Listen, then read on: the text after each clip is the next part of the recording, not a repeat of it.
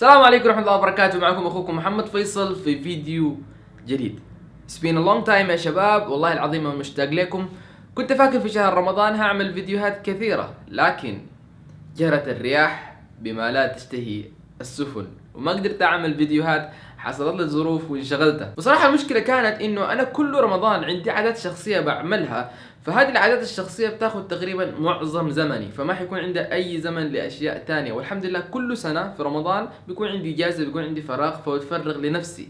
إلا رمضان هذا بقى عندي شيء جديد اسمه فيديوهات. أنا عادة ما كنت أعمل فيديوهات في رمضان، وأنت عارفين الفيديو عبارة عن فكرة، تصوير، إعادة تصوير إذا غلطت، مونتاج، فموضوع طويل وبيعمل ديستراكشن للأشياء اللي أنت في راسك لو أنت مخطط تعمل حاجة. فاعذرونا، وإن شاء الله لنا رجعة قوية. بالرغم من إننا نعرف قدر القرآن الكريم، لكن بسبب كثرة وجود القرآن الكريم وسهولة الحصول عليه في دولنا العربية أو الدول الإسلامية، إحنا قد لا نعطي القرآن الكريم حقه. فأنا حبيت أوريك الفيديو ده لناس أول مرة يسمعوا القرآن الكريم، اللي كثير مننا قد يمر به أو يسمع ويتجاهل من غير ما يفقه فيه ولا يتأثر بما فيه. أعوذ بالله من الشيطان الرجيم.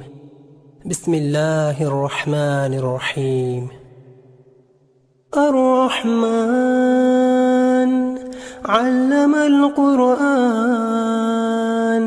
خلق الإنسان، علمه البيان.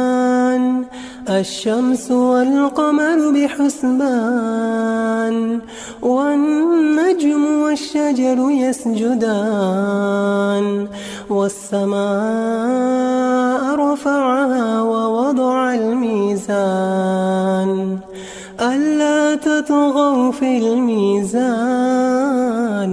وأقيموا الوزن بالقسط ولا تخسروا الميزان.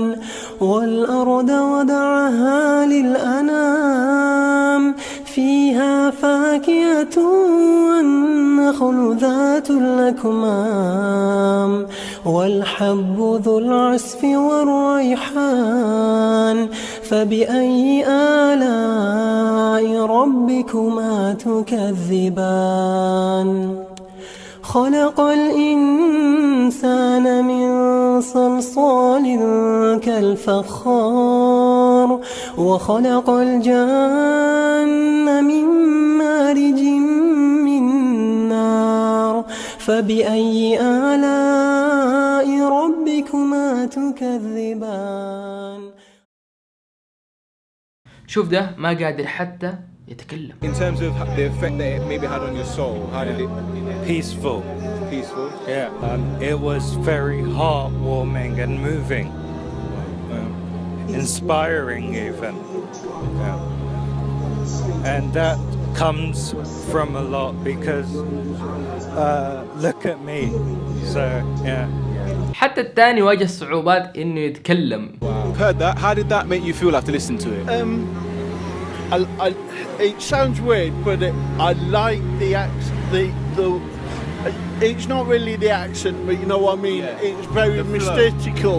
Yeah. I like it because it's mysterious. وتعرفين يا جماعة قمة التأثير لما أنت ما تقدر تعبر عن مشاعرك. وعلى فكرة الفيديو أصلا ما كان مترجم، أنا حاولت أترجم بعض الأشياء فيه عشان الناس كلها تفهم. How did it make you feel? A little bit sad. Sad. A little bit sad, yeah. I don't know. It was just something about his voice. It's kind of, and it was a little bit soft-spoken, so it was a little bit comforting in a way. Competent. So I felt like I was flying a little bit. It's a bit weird, that one. So how it made me feel, even though I'm not Arabic or I'm not Muslim myself, it made me feel as if I was traveling to Mecca. كل الكلام اللي احنا سمعناه الآن ده من ناس قد لا يعرفوا الرسول صلى الله عليه وسلم، قد لا يعرفوا أصلا الإسلام، ما بالك بأنهم أصلا ما هم عرب ولا فاهمين الكلام والقرآن اللي يسمعوه. هم استماعا بس بالصوت يتأثروا كده. فكيف إحنا مفروض نكون لو إحنا عندنا المقدرة إننا نقرأ الكلام نفسه، ممكن نقرأ تفسيره، ممكن نسمعه من غيرنا، عندنا طرق كثيرة وما تأثرنا.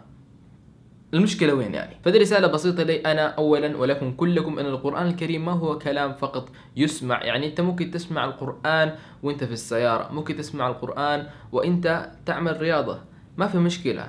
لكن دائما تذكر أنك تستمع لكلام الله سبحانه وتعالى. ممكن أنت تكون تعمل في الرياضة تسمع آية في اللحظة ديك لأنك أنت منتبه مع القراءة تأثر فيك. أنا أعرف كثير من الشباب اللي معي حولي كده يعني نقطة تغيرهم في الحياة وهدايتهم كانت بسبب آية، عملوا للآية دي ريليت أو لاحظوا إنه الآية دي تأثر على جزء من أجزاء حياتهم في قصة حصلت لهم أو شيء حصلت لهم فتأثروا بها وبقوا مور كونكتد مع القرآن.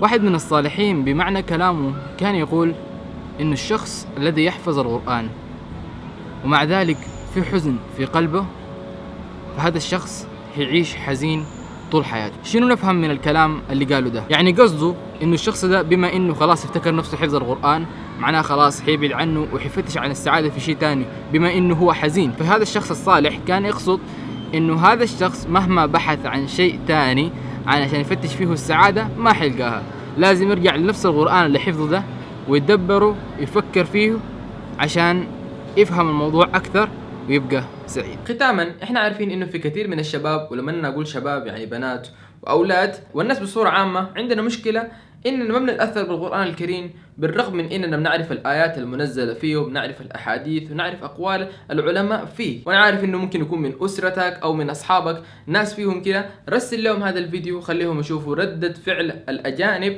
على القرآن الكريم وقراءته، ممكن هم يغيروا من فكرهم. اول ما يتغير الفكر بيغير الإحساس. رابط الفيديو موجود تحت في خانة الوصف، ونشرك له أيضا يساعدني أنا ويدعمني ويحفزني إن شاء الله إن نعمل فيديوهات أكثر ونستفيد منها كلنا. زي ما انتم عارفين احنا في القناة دي بنحاول ننشر فيديوهات واشياء تساعدنا احنا كشباب عشان تحل مشاكلنا اليومية في الحياة. فاذا انت عندك اي موضوع او انت عندك اي موضوع عاوزين نتكلم عنه ونتناقش فيه، اكتبوه تحت في التعليقات او حتى ممكن تراسلوني في الانستغرام او صفحتي في الفيسبوك. رسل لي رسالة قول لي محمد فيصل يتكلم عن الموضوع ده وانا ان شاء الله ابحث عنه وامشي اسال الناس العارفين به وعندهم العلم عشان احنا كلنا نستفيد. كان معكم محمد فيصل، سبحانك اللهم وبحمدك، اشهد ان لا اله الا انت، استغفرك واتوب اليك. اشوفكم في مقطع جديد قريب باذن الله. السلام عليكم ورحمة الله وبركاته.